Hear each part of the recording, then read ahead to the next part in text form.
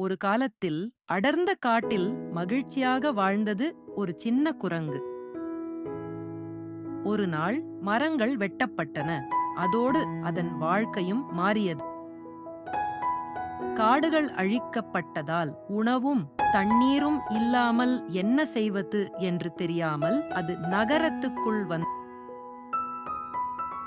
நகரத்திற்கு வந்த பிறகு மரங்களுக்கு பதிலாக உயரமான கட்டிடங்கள், அமைதிக்கு பதிலாக வண்டிகளின் ஹாரன் சத்தம், பசியில் குப்பைத் தொட்டிகளில் உணவைத் தேடி கலைத்து போயிருந்தது.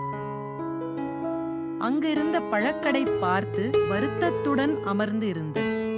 அங்கு இருந்த சில மனிதர்கள் அந்த குரங்கைகள் எரிந்து விரட்டினார். பிறகு ஒரு நல்ல மனிதர் அந்த குரங்கிற்கு வாழைப்பழத்தை கொடுத்தான். வெயிலின் தாக்கம் அதிகமாக இருந்தது. அதனால் சோர்வாக அமர்ந்து இருந்தது. அப்போது அந்த பக்கம் வந்த ஒரு சின்ன பெண் தன் தண்ணீர் பாட்டிலை குரங்கிடம் கொடுத்தார். அந்த குரங்கின் கண்களில் நன்றி தெரிந்தது.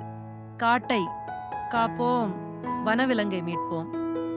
இந்த கதை பிடிச்சிருந்தா லைக் பண்ணுங்க, ஷேர் பண்ணுங்க, மறக்காம சப்ஸ்கிரைப் பண்ணுங்க. தேங்க்யூ.